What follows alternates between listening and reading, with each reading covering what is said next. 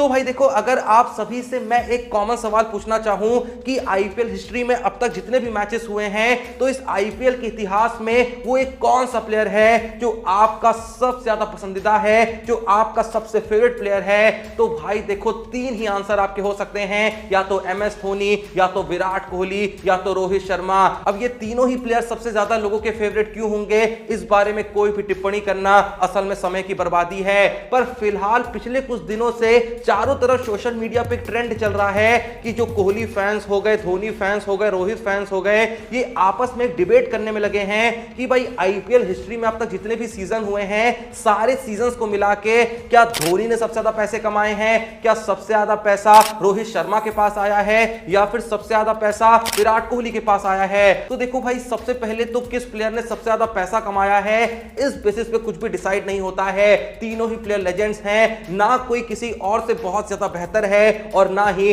कोई किसी से कम है। सबका अपना अपना तरीका रहा है, सबने अपने अपने काम में बहुत अच्छा किया है, अपने अपने तरीके से उन्होंने देश को अपना सब कुछ दिया है, और तीनों के तीनों, जैसा मैंने कहा, इंडियन क्रिकेट के लेजेंड्स हैं। आप देखो, तीनों के अगर फैन नहीं है तो इसमें कोई दिक्कत की बात नहीं है। आप किसी को किसी और के मुकाबले ज्यादा पसंद करते हैं, इसमें भी कोई दिक्कत की बात नहीं है। और इसमें भी कोई दिक्कत की बात नहीं है कि आप किसी और को किसी वजह से क्रिटिसाइज करते हैं। क्रिटिसाइज करना बनता है भाई, जिस देश में भगवान को भी क्रिटिसाइज कर दिया जाता है, अगर किसी की इच्छा पूरी नहीं होती है, किसी के साथ बुरा होता है, तो हम तो भगवान को भी जब सुना देते हैं, तो आखिर ये प्लेयर्स किस खेत की मूली हैं? दिक्कत असल में वहां आती है जब आप बेवजह इन प्लेयरों को हेट करते हैं, या फिर आप उनके फैंस के साथ ऐसी फालतू की डिबेट करते हैं। क्यों? क्योंकि वो जो लोग हैं वो उसके फैन नहीं है जिसके फैन असल में आप हो। पर भाई देखो, फिलहाल इस डिबेट को मैं अंत तो नहीं कर सकता हूं, क्योंकि मैं जानता हूं चाहे मैं कितनी भी समझदारी की बात कर लूं, ये जो भसड़ है ये चलती रहेगी। लेकिन फिर भी मैं आपकी नॉलेज में थोड़ी सी वृद्धि करने की कोशिश करता हूं, क्योंकि जो भी लोग ये डिबेट कर रहे हैं कि भाई इसने ज्यादा पैसा कमाया, इसको ज्यादा पैसा मिला, इस पे ज्यादा पैसे लुटाए गए, तो कुल मिला के आपकी क्रिकेट और आईपीएल की नॉलेज को मैं बढ़ाने की यहां पे कोशिश करना चाहता हूं और बताना चाहता हूं कि इन तीनों ही प्लेयर को पर ईयर किस किस सीजन में कितने पैसे मिले थे। तो सबसे पहले शुरू करते हैं थाला महेंद्र सिंह धोनी से। मैं बताना चाहूंगा कि साल 2008 के सीजन में, जो कि आईपीएल का पहला सीजन था, जहां एमएस धोनी सबसे महंगे प्लेयर रहे थे, वहां एमएस धोनी को खरीदा गया था पूरे 6 करोड़ रुपए में। 2009 में भी धोनी को मिले 6 करोड़, 2010 में भी धोनी को मिले 6 करोड़। इसके बाद साल 2011 में बढ़ जाता है धोनी का प्राइस, और प्लेयरों का भी प्राइस बढ़ता है, और धोनी का प्राइस यहां पे हो जाता है 8.28 करोड़। साल 2012 में भी 8.28 करोड़, साल 2013 में भी 8.28 करोड़। उसके बाद फिर से धोनी की सैलरी यहां पे बढ़ती है, और साल 2014 से धोनी को मिलने लगते हैं 12.5 करोड़। साल 2015 में भी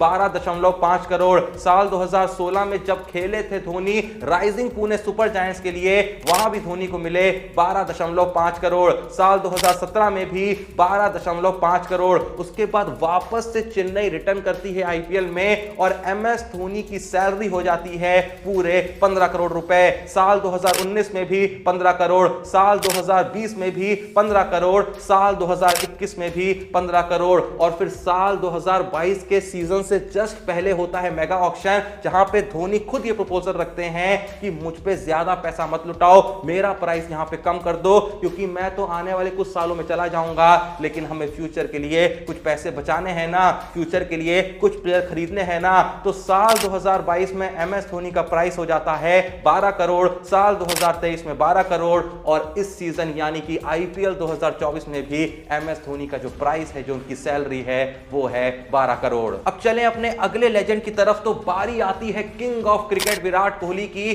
जो इन तीनों के कंपैरिजन में अपने पहले आईपीएल सीजन में बहुत ही ज्यादा सस्ते बिके थे। जहां एमएस धोनी 6 करोड़ में बिके थे, जहां रोहित शर्मा 3 करोड़ के बिके थे, तो वहीं विराट कोहली साल 2008 के पहले सीजन में मात्र 12 लाख के बिके थे। इसका अगला सीजन साल 2009 में जो खेला गया, वहां भी विराट कोहली को मात्र 12 लाख रुपए मिले, और इसके बाद साल 2010 में भी जो विराट कोहली का प्राइस था वो मात्र 12 लाख रुपए था। लेकिन उसके बाद आता है साल 2011, और विराट कोहली का प्राइस 12 लाख से सीधे 8.28 करोड़ पहुंच जाता है। साल 2012 में भी कोहली का प्राइस 8.28 करोड़ रहता है और साल 2013 में भी विराट कोहली को जो आरसीबी से सैलरी मिलती है वो 8.28 करोड़ की होती है। उसके बाद आता है साल 2014 जब विराट कोहली वर्ल्ड क्रिकेट में सेंसेशन बन जाते हैं और उनका आईपीएल प्राइस भी सेंसेशन बन जाता है,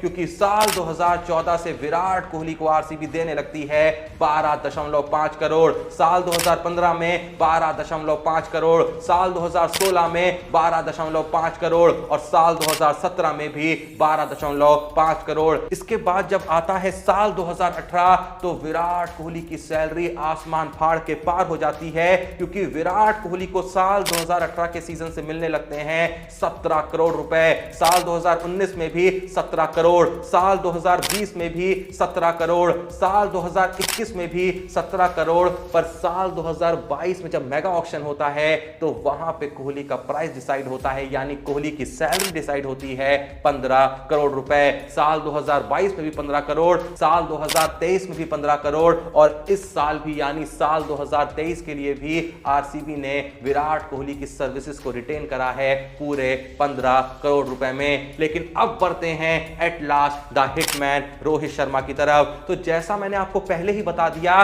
कि जहां विराट कोहली को आईपीएल के पहले सीजन में मात्र 12 लाख में खरीदा था, एमएस धोनी पहले सीजन में सबसे महंगे प्लेयर रहे थे, पूरे 6 करोड़ के बिके थे, तो वहीं रोहित शर्मा भी डेक्कन चार्जर्स के लिए साल 2008 में 3 करोड़ रुपए में बिके थे। 2009 में भी रोहित को मिले 3 करोड़ रुपए, 2010 में भी 3 करोड़ रुपए। पर साल 2011 में कोहली की तरह रोहित को भी बहुत बड़ा बूस्ट मिलता है और उनका प्राइस 3 करोड़ से 9.2 करोड़ पहुंच जाता है। साल 2012 में 9.2 करोड़, साल 2013 में भी 9.2 करोड़। पर जैसे ही आता है साल 2014, याद है ना 2014 के आते ही विराट कोहली का प्राइस भी कहां से कहां पहुंच गया था। तो ऐसा ही कुछ रोहित शर्मा के साथ भी होता है और उनका प्राइस 9.2 करोड़ से 12.5 करोड़ पहुंच जाता है। इसके बाद साल 2015 में भी रोहित शर्मा का प्राइस 12.5 करोड़ रहता है, 2016 में भी 12.5 करोड़ और साल 2017 में भी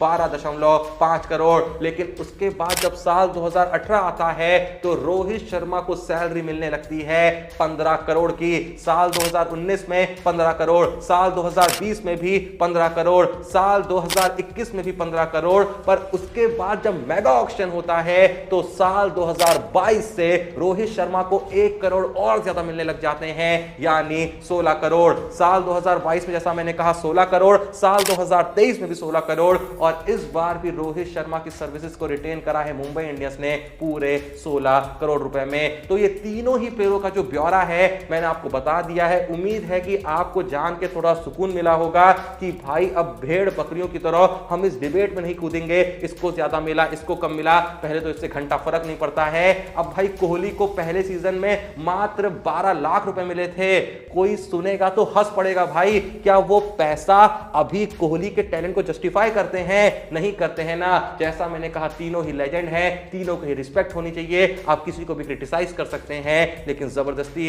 हेट नहीं कर सकते। खैर जो भी ये वीडियो देख रहा है, अगर मैं आपसे पूछूं कि आपकी अगर आईपीएल टीम होती और आपके पास ऑप्शन होता इन तीनों में से किसी एक प्लेयर को पिक करने का, प्राइस का कोई यहां पे नाटक नहीं है, बस आपको एक प्लेयर उठाना है, एक ही प्लेयर मिल सकता है। तो इन तीनों में से किस एक प्लेयर को आप अपनी टीम में शामिल करते? जो भी वीडियो देख रहा है कमेंट बॉक्स में जरूर बताइएगा। और जैसे इस वीडियो में आपको एक बहुत ही शानदार बात जानने को मिली, इसी तरीके से भाई ज्वाइन कर लो डिस्क्रिप्शन में दिए हुए लिंक से हमारे Telegram channel Crick time with Joshi को, क्योंकि वहां पे भी क्रिकेट वर्ल्ड की ऐसी ऐसी बातें हम लाते हैं आपके लिए, ऐसी नॉलेजेबल बातें आपके साथ शेयर करते हैं कि आप खुद कहेंगे भाई यार मजा आ गया जान के। तो जल्दी से जाके cric time with Joshi Telegram channel को ज्वाइन करने का, वीडियो पसंद आए लाइक करने का, चैनल को सब्सक्राइब करने का। मिलते हैं नेक्स्ट वीडियो में, तब तक के लिए जय हिंद, धन्यवाद।